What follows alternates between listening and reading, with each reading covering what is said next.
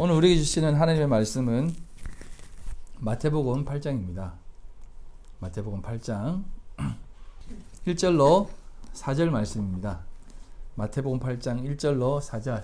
우리 짧으니까 함께 한 목소리로 읽도록 하겠습니다. 시작. 예수께서 산에서 내려오시니 수많은 무리가 따르니라. 한 나병 환자가 나와 절하며 이르되 주여 원하시면 저를 깨끗하게 하실 수 있나이다 하거늘 예수께서 손을 내밀어 그에게 대시며 이르시되 내가 원하노니 깨끗함을 받으라 하시니 즉시 그의 나병이 깨끗하여진지라. 예수께서 이르시되 삼가 아무에게도 이르지 말고 다만 가서 제사장에게 내 몸을 보이고 모세가 명한 예물을 드려 그들에게 입증하라 하시니라. 아멘. 오늘 본문도 우리가 잘 아는 내용 중에 하나일 것입니다. 그럼에도 불구하고 우리가 이 본문을 볼 때 사실은 조금 쉽게 생각을 하며 보았습니다. 그리고 그럴 수밖에 없었습니다. 단순히 이런 내용을 보면서 그냥 예수님이 우리의 나병까지도 고치시는 분이시구나 라고 본다면 우리의 어떤 그 시각이라든지 예수 그리스도의 참된 본질을 놓치고 있는 거예요. 예수님은 우리에게 병을 고치시기에 오신 분은 아니거든요. 늘 강조했지만 예수님의 행적은 언제나 우리에게 복음을 알리시고 참된 진리가 무엇인지를 알리시고자 행하시는 행적이라는 사실을 꼭 알고 보셔야 합니다. 그분 행적은 다 그분 자신을 드러내는 것이며 그분 자신이 하나님의 뜻을 전하는 것이며 하나님의 일만을 하신다라고 친히 말씀하셨듯 하나님이시며 하나님의 아들이신 자신이 복음이 무엇인지 알리시는 것입니다. 복음은 병을 고치는 것도 아니고 누군가를 구제하는 것도 아니에요. 그런 일은 누구나 다 할 수 있는 것입니다. 그리고 그 모든 것은 복음을 몰라도 행하는 인간의 기본적 소양입니다. 자, 그럼 오늘 이 본문이 우리에게 말하고자 하는 예수님의 참된 가르침과 복음의 의미는 무엇일까요? 자, 우리가 우선 좀 기본적으로 생각할 것이 있습니다. 그건 뭐냐면 죄에 대한 생각이에요. 이 나병이라고 해석되어진 이 말은 사실은 나병이라기보다는 부정함입니다. 부정함. 그럼 이 부정함은 결국 죄로부터 온 것이잖아요. 하나님께 나가지 못하게 하는 것이거든요. 그럼 이 죄를 우리가 어떻게 생각해 왔습니까? 제가 이 부분을 조금 여러분들에게 고민을 던지고자 이러한 예를 한번 드리겠습니다. 제가 이제 합신 출신이거든요. 합동신학대학원이라고 하는 학교를 나왔는데 좀 부수적인 곳이에요.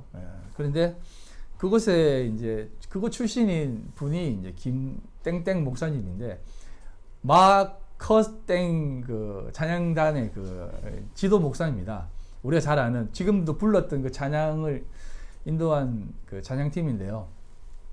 그분이 이제 한번 TV에 나와가지고 기독교 TV겠죠. 나와가지고 하시는 얘기가 뭐냐면, 목사님 이렇게 바쁘신데 어떻게 이렇게 시간을 잘 이렇게 활용하십니까? 라고 하니까 그분이 뭐 월요일에는 뭐하고 화요일에는 뭐하고 쭉 얘기를 하시더라고요.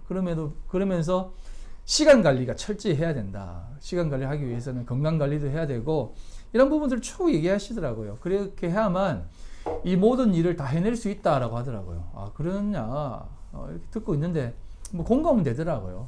저도 몸 관리 잘해야 되겠다 이런 생각했는데 그 다음에 던지는 질문이 조금 저를 생각하게 하더라고요. 뭐냐면 마커스를 이끄시고 있는데 얼마나 힘드시냐, 그 앞에 찬양을 한다는 것이 쉽지가 않는데 어떻게 그렇게 수고하시냐라고 하니까 그분이 처음부터 하시는 얘기가 뭐냐면 우리 마커스는 준비가 되지 않으면 하지 않습니다 라고 하더라고요. 우린 준비가 되지 않는 사람은 절대 세우지 않습니다. 그래서 그곳에서 쓸 때는 꼭 준비를 해야 된다라고 하더라고요. 그러면서 실력은 보지 않고 준비를 먼저 본다는 겁니다. 그 준비가 뭐냐면 성경 공부라든지 제자 훈련이라든지 뭐 전도 훈련이라든지 어떤 성결 훈련 이런 것들을 하더라고요. 혼전 순결도 굉장히 강조를 하시더라고요. 그러면서 이제 그런 쭉 얘기를 하다가 하는 얘기가 뭐냐면 이런 것들이 되지 않으면 절대 세우지 않습니다, 저희들은. 그래서 실력은 보지 않고 절대 믿음을 먼저 봅니다 라고 하더라고요. 그래서 제가 그 얘기를 딱 들으면서 어떤 생각이 드냐면, 그들이 생각하는 실력은 도대체 무엇이지? 기타 실력인가? 찬양 실력인가? 노래 실력인가? 아니면 뭐 드럼 실력인가? 아니면 성경을 공부하는 실력인가?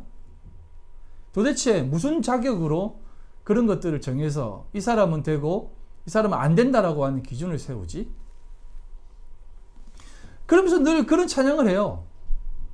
자격 없는 내 힘이 아닌 오직 주의 보혈로. 그런데 그들은 자격을 그렇게 매기는 겁니다. 과연 기독교인들에게 있어서 자격은 무엇입니까? 그래서 제가 그런 얘기를 쭉 들으면서 느끼는 생각이 뭐냐면, 딱 떠오르는 단어가 하나밖에 없더라고요. 바리새인. 오늘날 바리새인이구나 그들이. 뭐가 다를 게 있느냐는 겁니다. 과연 그것이 자격이 됩니까? 인생을 이만큼 살아오면 할 만큼 다 했던 사람들이에요. 우리도 다 그렇게 살아왔던 사람들이라니까요. 성경 공부 5년 이상 안 해본 사람이 누가 있습니까? 대학교 공부만큼 더 했을걸요, 우리가? 기도, 새벽 기도 한 번도 안 빠지고 했지 않습니까, 우리가? 네? 저 새벽 기도 시작해가지고 하는 교회는 거의 몇 번 빠지긴 빠졌는데, 늦잠 자가지고. 너무 피곤해서 한두 번 빠졌지만, 그래도 빠진 적이 없습니다. 주일, 제가 딱 한 번 빼고 지금까지 예수 믿고 한 번도 빠진 적 없어요. 근데 그게 자격입니까? 사실은 저도 이런 부류였습니다. 조금 얘기를 드리면, 저도 열심히 특심이었거든요. 그래서 신학교를 삼수했다니까요, 제가. 여러분, 신학교 삼수한 사람이 있으면 나와보라고 하세요. 예. 신학교 들어가기 위해서 3년을 도전했다니까요, 제가. 그런데 이제 부산이지 않았습니까? 부산에서 이제 수원까지 학교를 다니려면 매주일 왔다 갔다 해야 되거든요. 그래서 금요일 날 내려오고, 그 다음에 이제 주말 사역하고, 부산에서 월요일 날 밤차를 타고 올라가는 겁니다. 밤차를 타고. 그러면 새벽에 수원역에 떨어져요. 그러면 수원역에 떨어지면 버스가 없잖아요. 그럼 버스가 올 때까지 기다리는 겁니다. 이렇게 기다리면 되는데, 이제 조금 미리 나와가지고 기다리다 보면 얼마나 추워요, 수원역에서. 춥다 보면 그 수원역에 그 파는 오뎅이 있습니다, 오뎅. 지금도 제가 오뎅을 좋아하는데, 오뎅을 이렇게 파는데 그 오뎅 하나가 500원이에요. 근데 그 500원 사먹는 게 아까워가지고 그걸 꾹 참는 거예요. 그러면 왜 참느냐면, 사실 몸을 녹이려면 하나만 먹으면 되거든요. 근데 이게 제가 그때 115kg 나갔습니다. 덩치 큰 사람이 오뎅 하나만 먹고 거기 앉아있으면 얼마나 쪽팔립니까? 최소한 3개는 먹어야 되는데. 근데 그거 이제 3개 먹기 아까워가지고, 뭐, 1개만 먹든지 2개만 먹고 국물 막 4컵 먹고 이렇게 주위 아줌마 눈치 보고 있었던 때가 생각이 나는데, 아무튼 그렇게 학교 생활하면서 저는 주말 사역 할 때, 여러분 피똥 사봤어요? 피똥? 제가 피똥을 사봤다니까요. 피똥 살 정도로 이렇게 열심히 했다니까요. 그런데 그렇게 해야만 된다고 생각했습니다. 왜? 그게 부름받은 자의 모습이니까. 그렇게 열심을 내고 하면 하나님이 나를 알아주시겠지라고 생각하면 그렇게 했다니까요. 그렇게 최선을 다해서 하나님 앞에 헌신하고, 하나님 앞에 이렇게 헌신 봉사하면 하나님이 나를 어여삐 봐주시겠지, 이렇게 하면 하나님이 더 많이 도와주시겠지라고 하는 마음으로 했다니까요. 그런데 그렇게 하다 보니까 어느 순간 제 눈앞에 있는 것이 벗겨지더라고요. 이게 아니다라고 하는 생각이 갑자기 불현듯 내 마음속에 스쳐 지나가더라고요. 그 순간 다시 성경이 보아지더라고요. 그러면 제가 다시 한번 성경을 보니까, 내가 그동안 인간에 의한 인간의 말씀을 보았구나.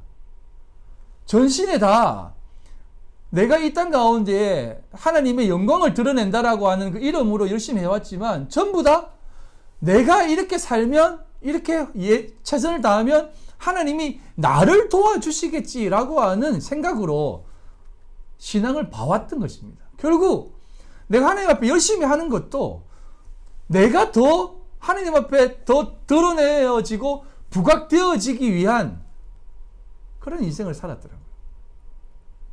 하나도 내가 없어지지 않았더라니까요. 제가 더 쌓아 올라와지지 제가 없어지지 않았더라니까요.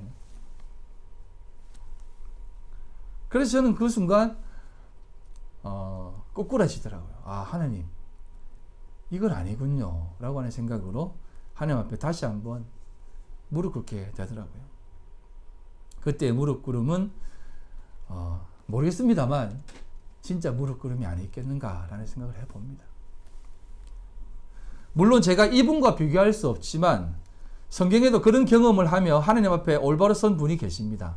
그분이 바로 사도 바울이었습니다. 이전에는 사울이었죠.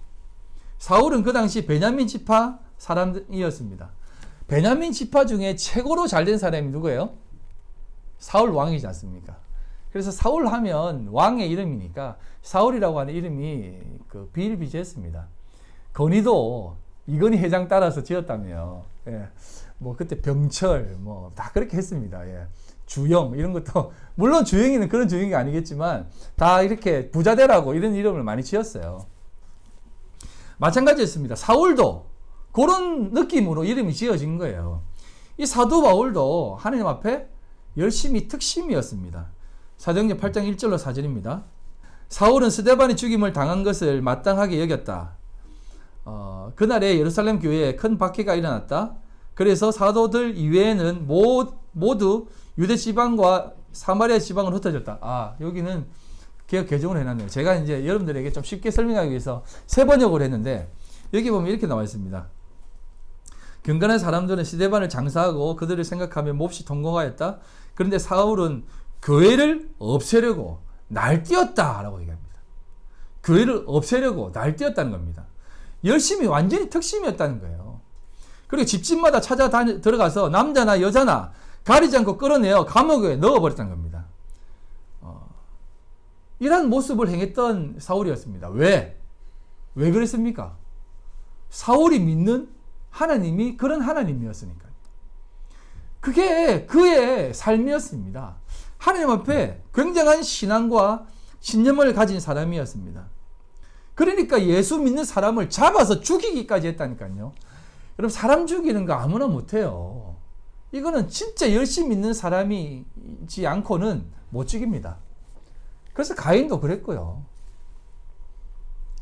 그런 모든 사람들, 그런 그 사도 바울과 같은 사람들, 그들이 추구하고 바라고 쫓고 애쓰는 모든 것들, 그런 것들은 다 누구를 위해서 했다고요? 하나님을 위해서 했다니까요. 그런데 그게 어떻게 보면 우리들의 모습이었다는 겁니다. 지금 많은 사람들이 행하고 있는 모습일 수 있다는 것이에요.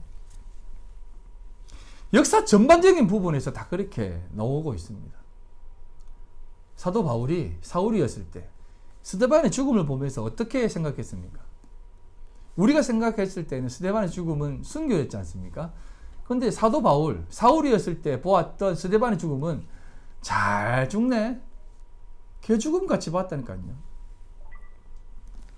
마땅히 여겼다는 겁니다. 그의 죽음을. 그런 그에게 주님이 찾아가시는 겁니다. 9장 1절로 9절, 사도행전 9장 1절로 9절. 사울이 주의 제자들에 대하여 여전히 위협과 살기가 등등하여 제사장에게 가서 다메섹 여러 회당에 가져갈 공문을 청하니 이는 만일 그 도를 따르는 사람을 만나면 남녀를 막론하고 결박하여 예루살렘으로 잡아오려 함이라. 사울이 길을 가다가 다메섹에 가까이 이르더니 호련히 하늘로부터 빛이 그를 둘러 비추는지라. 땅에 엎드려 들으매 소리가 있어 이르시되 사울아 사울아 내가 어찌하여 나를 박해하느냐 하시거늘. 이렇게 얘기합니다. 그가 하나님의 이름으로 행했던 모든 그 박해와 수고와 애씀이 예수를 박해하는 것이었다는 것이에요. 그럼 이 말을 그냥 단순히 그들은 바리새인이고 우리는 기독교인이다라고 생각하지 마세요. 우리가 바리새인입니다. 우리가 바리새인이요. 우리가 사울이었고 우리가 다 그런 존재였다는 것을 생각하고 하셔야 됩니다. 성경은 전부 다 우리를 담고 있어요. 그래서 이런 얘기를 하는 겁니다. 우리도 역시 수고하고 애쓰는 그 하나님을 향한 열심이 예수를 박해하는 현장에 있는 사람과 똑같다라고 말을 하는 거예요. 그래서 이렇게 얘기합니다. 대답하여 주여, 대답하되 주여 누구시니까 이르시되 나는 내가 박해하는 예수라. 이렇게 얘기합니다. 그래서 그가 이렇게 됩니다. 사울이 땅에 일어나 눈을 떴으나 아무것도 보지 못하고 사람의 손에 끌려 다메섹으로 들어갔다는 겁니다. 사흘 동안 보지 못하고 먹지도 마시지도 아니한지라 라고 얘기합니다. 이게 무슨 말이냐면 그가 하나님 앞에서 그동안 진짜였다고 생각했던 그 모든 것들, 눈은 마음의 창이라고 하잖아요. 그리고 우리 앞에 놓여져 있는 창이에요. 그 창으로 그동안 모든 것을 봐왔어요. 빨간색 안경을 끼고 보면 다 빨간 것이 보인 것처럼 까만색 안경을 끼고 보면 다 까만색으로 보이는 것처럼 사도 바울은 그동안 자신이라고 하는 창으로 다 보았던 것이에요. 그러니까 자신이 생각하기에 스데반의 죽음도 마땅한 죽음이고 지금 예수를 믿는 사람들도 당연히 죽어야 될 사람이라고 생각하고 보아왔어요. 그런데 예수님이 그를 찾아 나를 박해하고 있다. 내가 진짜 구세주다. 내가 진짜 빛이다. 내가 진짜 하나님의 아들이고 내가 진짜 네 신앙의 근본이야 라고 알려주니까 그 보고 비추어졌던 그 창이 닫혀버리는 겁니다. 보지 못하게 만들어버리는 것이에요. 그런 가운데에서 동명이인이었던 아나니아가 그에게 안수할 때에 안수하고 세례를 베풀 때, 여러분 이 안수라는 말도 여러분 좀 잘 들으셔야 됩니다. 그냥 기도하고 세례를 베풀었다라고 하는 얘기입니다. 그렇게 했을 때에 9장 18절 사울의 눈에서 비늘 같은 것이 벗겨져 다시 보게 된지라 일어나 세례를 받고 라고 합니다. 여기서 이 비늘이라고 하는 단어가 바로 레피스라고 하는 단어인데요. 이 레피스라는 단어가 오늘 등장한 나병, 문둥병의 레프로스의 어원이에요. 다 그가 가지고 있던 그 비늘과 같은 것, 자신을 가로막고 있던 그것, 그 신앙의 모습들, 이런 것들이 다 비늘로 암시되어지고 있는 것이에요. 비늘은 보지 못함을 메타포하는 거잖아요. 담고 있는 거잖아요. 그래서 이전에는 그것이 그에게 비늘이 아니었습니다. 이전에는 그에게 그것이 비늘이 아니었어요. 그런데 예수 그리스도를 만나 세상을 보았던 그 창들이 갑자기 진리가 들어오고 빛이 들어오니까 그것이 그의 눈을 막아버리는 겁니다. 하나님을 보지 못하는 것으로 드러나 버리는 것이에요. 우리가 예수를 믿기 전에 세상을 바라볼 때 어떻게 바라봤습니까? 똑같잖아요. 예수를 믿기 전에는 그냥 세상에서는 열심히 하고 돈 많이 벌고 최선을 다해서 떵떵거리고 누구보다 더 잘 사는 것이 더 좋은 것이고 또 심지어는 착하게 살고 선하게 살고 복되게 살면 천지신명이 감동해가지고 잘해줄 거다라고 생각하며 살았잖아요. 그런데 예수를 믿는 순간 그런 모든 것들이 다 가려워집니다. 가려워져요. 이게 아닌 것 같은데 하면서 그동안 우리가 바라왔던 것들이 다 가려워지고 멈춰져 버립니다. 그런데 아나니아라고 하는 하나님의 명을 받고 온 자가 세례를 딱 베푸는 순간 그의 눈에 있는 비늘이 확 벗겨지면서 모든 세상에 있는 원리와 그러한 이치들이 주로 바라보아지게 되는 것이에요. 이걸 나병하고 연결시키고 있는 겁니다. 비늘이 나병과 동일한 단어이기 때문에 다 부정한 것이기 때문에 이것이 무슨 역할을 하는 겁니까? 자, 오늘 읽은 본문 말씀 한번 보겠습니다. 8장 1절로 4절 예수께서 산에서 내려오시니 수많은 무리가 따르니라. 한 나병 환자가 나와 절하며 이르되 주여 원하시면 저를 깨끗하게 하실 수 있나이다 하거늘 예수께서 손을 내밀어 그에게 대시며 이르시되 내가 원하노니 깨끗함을 받으라 하시니 즉시 그의 나병이 깨끗하여진지라. 이렇게 얘기합니다. 그리고 예수께서 이르시되 삼가 아무에게도 이르지 말고 다만 가서 제사장에게 내 몸을 보이고 모세가 명한 예물을 드려 그에게 입증하라 하시니라. 이 말을 좀 잘 들어보시기 바랍니다. 예수께서 산에서 내려오십니다. 그리고 수많은 무리들이 따릅니다. 제가 이 내용을 출애굽 내용과 한번 연결해서 말씀드린 적 있잖아요. 이 장면을 출애굽의 장면으로 한번 떠올리면서 생각해 보시기 바랍니다. 예수께서 산에서 말씀을 전하시는 이유는 출애굽 당시에는 하나님의 말씀을 바로 듣는 자가 없었습니다. 모세 외에는 아무도 없었어요. 그래서 그렇게 밑에서 자신들을 이끌어낸 하나님이시라고 찬양하며 만들어낸 그 우상을 보면서 예배하며 뛰놀며 놀았습니다. 예배했다니까요. 종교적인 행위를 했다니까요. 그런데 신약에서는 그런 부분들 모세를 통해서가 아닌 예수께서 직접 입을 열어 가라사대라고는 이 표현을 쓰시면서 예수께서 직접 말씀하시는 것을 산에서 듣게 합니다. 그런데 산에서 내려왔는데 여전히 밑에 있던 사람들, 수많은 무리들이 기다리고 있습니다. 밑에 있는 사람들도 수많은 사람들이 있었던 것이에요. 출애굽해서 내려오니까. 그런데 그들이 섬기던 하나님이 어떤 하나님이에요? 황금소잖아요. 황금소. 황금소가 뭐예요? 힘의 상징. 자신들을 이끌어내기에 충분한 존재로 만들어내 놓은 신이잖아요. 우리를 출애굽시키신 신이 이 황금송아지다라고 하면서 황금소라고 했지, 이 황금소로 하나님이라고 생각했다니까요. 그러니까 하나님을 그런 황금소와 같이 생각했다니까요. 그런데 똑같은 겁니다. 예수님이 산에서 내려오니까 한 나병 왕자가 나와요. 그런데 수많은 사람들이 대기하고 있습니다. 이거 잘 들으셔야 돼요. 나병 환자가 나와가지고 저를 고칠 수 있는 분은 당신이십니다. 당신이 원하시면 저희가 깨끗함을 받을 수 있습니다. 라고 하는 얘기를 합니다. 똑같은 것이에요. 당신은 우리를 이 질병에서 깨끗게 하실 수 있는 분이십니다. 라고 하는 모습이에요. 당신은 우리의 질병을 고칠 수 있는 분이다. 이게 뭐가 잘못된 것 같아요? 나병, 우리의 모든 것이 막혀져 있는 것을 벗길 수 있는 분은 당신밖에 없습니다라고 하잖아요. 그런데 여러분, 이게 무슨 말이냐면 이 병을 고칠 수 있는 분은 당신밖에 없는데 하면서 나병을 나병 환자를 밀어붙이는 거예요. 그 당시 나병 환자는 하나님과 단절된 자거든요. 진 밖에 있어야 되는 자예요. 유대인들이 걸어오면 부정하다 가까이 오지 마라 라고 했던 사람입니다. 그런데 그 무리에 끼어 있다는 것은 그 사람들이 나병 환자를 데리고 왔다고 하는 개념밖에 안 돼요. 우리는 이 말씀을 정말 거꾸로 보고 있었어요. 이 나병 환자처럼 우리도 나와야 된다.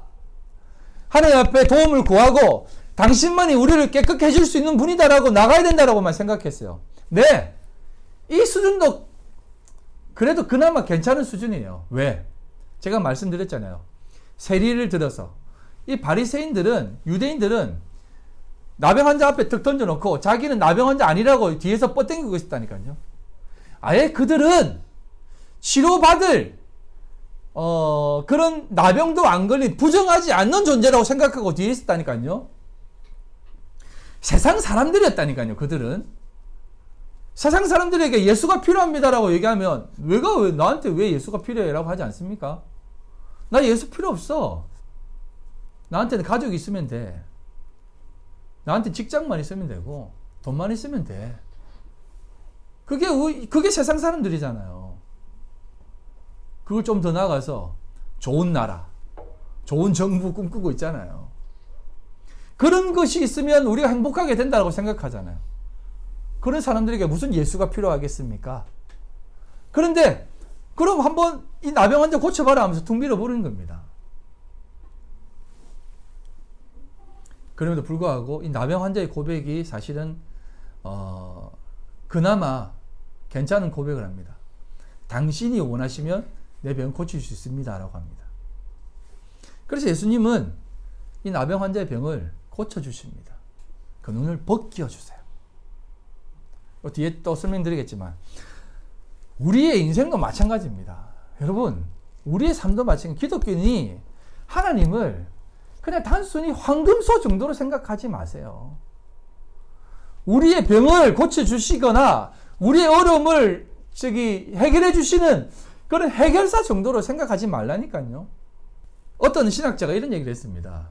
많은 기독교인들이 예수님은 구세주라고 생각하지만 주님으로 생각하지 않는다라고 얘기해요.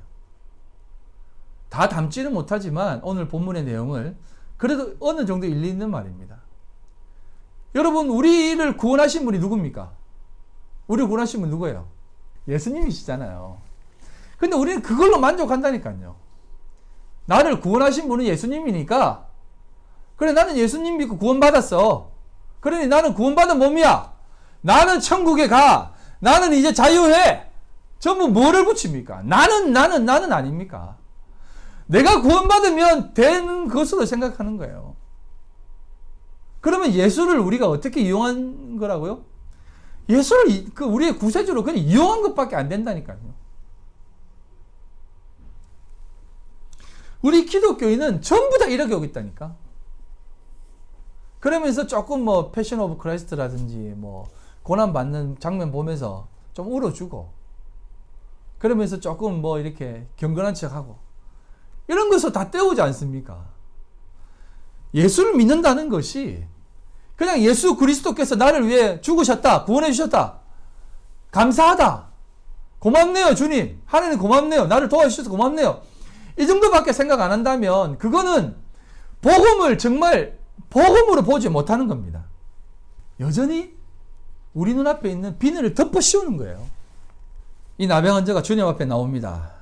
프로세쿠마이, 나와, 절하며, 프로스케네오, 다 프로셀쿠마이, 프로스케네오, 다 하나님 앞에 나옵니다. 나와서 그렇게 얘기합니다. 주님, 도와주십시오 라고 나옵니다. 그래서 이걸 우리는 조금 표면적으로 보아가지고, 그래, 우리 모두가 주님 앞에 나가야 된다, 나가서 치료받아야 된다, 주님 앞에 나아가자 라고 하면서 주님 앞에 나가는 장면이 어떤 장면이에요? 그냥 교회 나오고 기도 자리에 나가고 이런 것으로 주님 앞에 나아오는 걸로 생각하잖아요. 주님 앞에 나아간다는 것이 진짜 뭔 얘기인지 모른다니까요. 주님 앞에 나아간다는 게 뭐예요? 우리가 잘 아는 나아만 장군의 예를 한번 들어보겠습니다. 열왕기하 5장 9절로 14절. 여러분 눈으로 한번 쭉 보시면,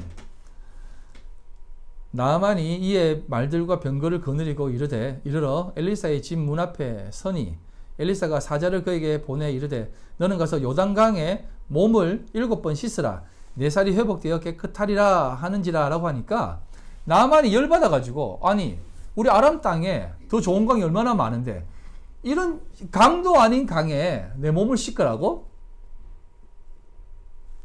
이거는 진짜 너무 나를 업신여겨도 진짜 완전히 개무시하는 거 아니야? 라고 생각했다는 것이에요. 배경을 좀 설명드리면, 나만 장군이 그날의 아람 왕의 2인자입니다. 2인자. 모든 권세를 가진 자입니다. 왕도 그를 총애해요. 예. 그런데 나병에 걸린 겁니다. 나병에. 문둥병에 걸려가지고 하루하루 죽어가고 있었습니다. 그 수많은 재물과 권세와 능력이 아무것도 해결책이 되지 못했던 겁니다. 그런데 한 계집종이 이런 얘기를 툭 던집니다. 주인께서 사마리아에 있었으면 좋았을 뻔했는데 라고 얘기해요. 여러분, 계집종이 그 장군 앞에 말한다는 것은 여러분 있을 수도 없고, 그리고 말해봐야 이건 씨알도 먹히지 않는 겁니다. 그래서 뭐 어떤 사람은 우리 계집종처럼 이렇게 복음을 전하는 자가 돼야 된다 이런 얘기를 하는데, 제발 그렇게 보지 마세요. 이건 진짜 하나님이 하셨다라는 것을 드러내는 겁니다. 정말 작고 작은 것을 들어 쓰신다라고 하는, 아무것도 아닌 것을 들어 쓰신다라고 하는 뜻이에요. 그런데 그렇게 툭 던지는 겁니다. 제가 뭐라는 거야? 라고 하니까, 사마리아에 하나님의 사람이 한 명 사는데 그 사람에게 가면 주님은 나을 수 있습니다 라고 합니다. 그런데 여러분, 나만 장군이에요. 그 말을 기뜸으로 들었겠어요? 기뜸으로도 안 듣죠. 제도 들었겠어요? 그런데 그 얘기를 정확하게 듣습니다. 그리고 왕에게 고합니다. 그러니까 아람 왕이 5만 그 선물을 바리바리 사가지고 이거 다 가져가라. 다 가져가서 이스라엘 왕에게 주고 네 병 치료하고 온나라고 하는 겁니다. 그러니까 그 재물을 다 들고 이스라엘 왕에게 가요. 그럼 이스라엘 왕이 그에게 딱 듣는 순간 옷을 찢어버립니다. 아니, 아람 왕이 나에게 전쟁을 선포하는 거나 다름없지 이 나병을 우리가 어떻게 고쳐? 이 병은 아무도 고칠 수 없는 병이야 하면서 이건 우리한테 전쟁을 선포하는 거랑 마찬가지지 하면서 옷을 찢어버리는 거예요. 아람 왕국, 세상 왕국, 이스라엘 왕국, 하나님 나라라고 칭하는 그 왕국, 그 둘 다 똑같이 그렇게밖에 반응 못한다는 것을 보여주는 거예요. 그때 누가 등장하냐면 엘리사가 등장합니다. 엘리사는 예수님을 닮고 있습니다. 엘리사가 등장해서 이렇게 얘기합니다. 왕이씨, 옷은 왜 찢습니까? 그냥 나한테 보내세요. 이렇게 얘기합니다. 그래서 나하만 장군이 이렇게 간 겁니다. 가서 얘기하니까 막 바리바리 사갔거든요. 근데 그거 저 앞에 내비두고 니만 온나 이러는 거예요. 그래서 가가지고 엘리사한테 얘기하니까 저 요단 강물에 7번 담그세요. 몸을 씻으세요. 이렇게 합니다. 이제 이 얘기 들으니까 어떤 생각이 듭니까? 요단강에 7번 몸을 담그는 것. 이건 바로 우리 자신의 죽음을 얘기하는 겁니다. 7은 완전수잖아요. 7은 완전히 내가 죽는다는 겁니다. 그런데 여기서 죽는 것으로 끝나지 않고 8로 나와야 된다라고 말씀을 드렸습니다. 그래서 요단강을 건넌다라고 하는 것도 다 죽음을 담고 있잖아요. 그곳에서 7번 몸을 담그라는 겁니다. 나만 장군이 빡쳐가지고 돌아가려고 합니다. 그때 또 한 종이 나타나가지고 왜 그러십니까? 하인들이 만류합니다. 더한 것도 요구해도 해야 될 거 아닙니까? 이게 어려운 일도 아닌데 왜 그러십니까? 라고 합니다. 그때 나만이 자존심을 다 버리는 겁니다. 여러분 이 내용은 나만의 겸손 정도가 아니에요. 속국과도 같은 이스라엘 저 변방에 있는 나라에 있는 한 사람이 얘기한 것을, 그것도 저 흙탕물인 저 요단 강물에 몸을 담근다는 그 얘기를 내가 이거 미쳐봐야 본전이라고 하는 마음으로 따랐겠습니까? 이건 자신을 죽이는 거예요. 나는 이제 진짜 죽는구나 라고 하는 마음으로 갔던 거예요. 안 고쳐지면은 진짜 쪽팔리는 겁니다, 이건. 근데 그걸 가서 한 것입니다. 나만 장군이 그곳에서 죽은 거예요. 그래, 죽고 살아나는 겁니다. 문둥병이 벗어지면서 하나님을 온전히 보게 되는 것입니다. 여러분, 이 내용이 성경에서 뭐라고 기록되어져 있냐면, 예수님이 이렇게 표현합니다. 누가복음 4장 24절로 27절. 또 이르시되 내가 진실로 너에게 이르노니 선지자가 고향에서 환영을 받는 자가 없느니라. 예수님을 전하니까 주변에 있는 사람들이 자꾸 엄한 소리 합니다. 저 요셉의 아들 아니냐. 지가 뭐라고 하면서 막 이렇게 얘기하는 겁니다. 그래, 조금 똑똑한가 보네. 조금 신령한가 보네. 이렇게 얘기하는 겁니다. 내가 참으로 너에게 이르노니 엘리야 시대에 하늘이 3년 6개월간 닫히어 온 땅에 큰 흉년이 들었을 때에 이스라엘에 많은 과부가 있었습니다. 엘리야가 그중 한 사람에게도 보내심을 받지 않고 오직 시돈 땅에 있는 사렙다의 한 과부에게 뿐이었으며 라고 얘기합니다. 이스라엘 땅에 수많은 과부가 있었지만 그에게 보냄을 받지 않고 이방 나라 시돈 땅에 사렙다 한 과부에게만 갔다는 겁니다. 그리고 또 선지자 엘리사 때에 이스라엘에 많은 나병 환자가 있었을 때 수많은 나병 환자가 있었습니다. 그런데 그 사람 중에 깨끗함을 얻지 못하고 오직 한 사람, 수리아 사람 나만 뿐이었다는 겁니다. 여러분, 이 말씀 이해하겠습니까? 아무도 나병이든 바리새인이든 유대인이든 자기 자신을 죽이지 않았다는 거예요. 자기 자신이 나병 걸린 사람이든 나병 안 걸린 사람이든 내가 영적 나병이 걸린 사람이다라고 생각하는 사람이 아무도 없었다는 겁니다. 오직 한 사람, 수리아 사람, 나만 뿐이었다는 것이에요. 아시겠습니까? 세상 나라도 하나님 나라도 자기 자신의 그 모습, 자기 자신의 그 수준을 깨닫지 못하면 아무도 온전히 하나님을 바라보지 못해요. 아니, 치유받지 못합니다. 살아나지 못합니다. 이 얘기를 하니까 유대인들이 예수님을 잡아가지고 밀어붙여 버리려고 하지 않습니까? 죽여버리려고 하지 않습니까? 오늘 이 시대도 그렇고 예수님 시대도 그렇고 구약에 있는 시대도 그렇고 다 동일하게 우리에게 말씀해주고 있는 겁니다.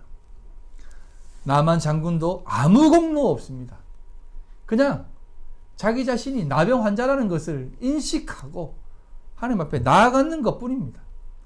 그런데 여기에서 나아가서 고침받았으니 하나님 앞에 나를 더 드러내 주세요 라고 한 것이 아니라, 이게 더 중요합니다. 우리는 이 수준으로 가야 돼요. 그런 것이 아니라 오늘 말씀에 이렇게 끝내지 않고 4절에 이렇게 말씀합니다. 예수께서 이르시되 삼가 아무에게도 이르지 말고 라고 얘기합니다. 가서 제사장에게 내 몸을 보이고 모세가 명한 예물을 드려 그들에게 입증하라 하시니라. 이 본문 말씀이 오늘 말씀의 핵심이에요. 여러분, 이 내용을 많은 사람들이 그래, 입증하는 것이 중요하다. 모세가 정한 예물 드리는 게 더 중요하다. 그러니 우리도 앞으로의 삶 속에 예수님을 더욱더 드러내야 된다. 입을 무겁게 하고 하나님의 뜻을 더 실천하는, 증명하는 삶을 살자라고 가는데, 이게 그런 얘기가 아니에요. 그런 얘기가 아니라, 제가 앞에서도 말씀을 드렸듯이 예수님이 그 나병 환자에게 치료받은 것 절대 아무에게도 말하지 말라고 합니다. 삼가 이러지 말라라고 하는 이 말은, 삼가라는 말이 호라오입니다. 호라오. 이 호라오는 그 보다라는 뜻이거든요. 보다라는 뜻인데, 이거는 내가 그것을 깨달아, 알아, 명확하게 알게 되어서 보는 것을 얘기해요. 그리고 보아서 깨달아 아는 것입니다. 그래서 주님을 볼 때 호라오 하면서 봐야 됩니다. 그러면 삼가 아무에게도 이르지 말라고 하는 것은 무슨 뜻이냐면, 네가 이 말씀, 이 고침에 대한 참된 진리를 깨닫지 않았을 때는 말하지 말라는 거예요. 입을 다물고, 뒤에 또 얘기하겠지만 모세 정한 예물을 드려라는 겁니다. 이걸 평행구절인 요건 없습니다. 누가복음 5장에 이렇게 얘기합니다. 그를 경고하시되라고 표현합니다. 이게 파랑겔로인데 파랑겔로 이 단어가 어떤 뜻이냐면, 어떤 신적 선고를 내리는 개념입니다. 너 이 얘기 절대 하면 안 된다 라고 하는 경고를 내리는 거예요. 왜? 네가 지금 고침받았다라고 하는 그것이 고침받은 것으로 감사하고 고침받은 것으로 예수를 본다면 너는 그 말씀 오해한 것이야. 나를, 너의 필요를 채워주는 분으로, 고충을 고쳐주는 분으로 바라보았다면 너는 나를 잘못 본 것이야. 호라오한 것이 아니라 왜곡된 눈으로, 왜곡된 마음으로, 왜곡된 생각으로 나를 보고 사람들에게 떠벌리는 것이야. 그러면 결국 나도 엉뚱하게 황금소처럼 전해지는 것밖에 안 돼. 그러니 말을 하지 말고 입 닫아라는 겁니다. 이 얘기가 어떤 얘기냐면, 앞에서도 얘기했듯이 모든 주체가 다 나라는 겁니다. 나. 모든 것을 나에게 둡니다. 신앙을 가진 것도 나고, 신념을 가진 것도 나고, 믿음을 가진 것도 나고. 그래서 예수께서 나를 구원하셨다로 가는 것이 아니라, 내가 구원받기 위해서는 예수를 죽일 수밖에 없구나라고 하는 자리로 가야 된다는 말입니다. 내 죄는 예수가 죽어야만 해결되는 것이구나 라는 것으로 가야 된다, 이 말입니다. 결국 나는 정말 예수 없이는 살 수 없는 자이구나로 가는 것이 가장 중요하다, 이 말입니다. 그런 자에게 무슨 말이 필요하고 어떤 이야기를 할 수 있다는 겁니까? 그래서 제가 오늘 이 말씀을 여러분들에게 하는 겁니다. 기억하십시오. 우리는 날 좀 보소, 내가 이렇게 했습니다, 이렇게 잘했습니다, 그래서 예수께서 복 주셨습니다가 아니라, 나는 정말 죽을 수밖에 없구나, 예수께서 나 때문에 죽으셨구나, 아니 내 죄를 사할 수 있는 것은 오직 예수의 죽음밖에 없구나로 가야만 되는 겁니다. 그런 자에게 참된 겸손이, 참된 은혜가 있는 것입니다. 기억하시고 오늘도 주님께서 허락하시는 귀하고 복된 자리에서 믿음으로 살아가시기를 주님의 이름으로 소망합니다.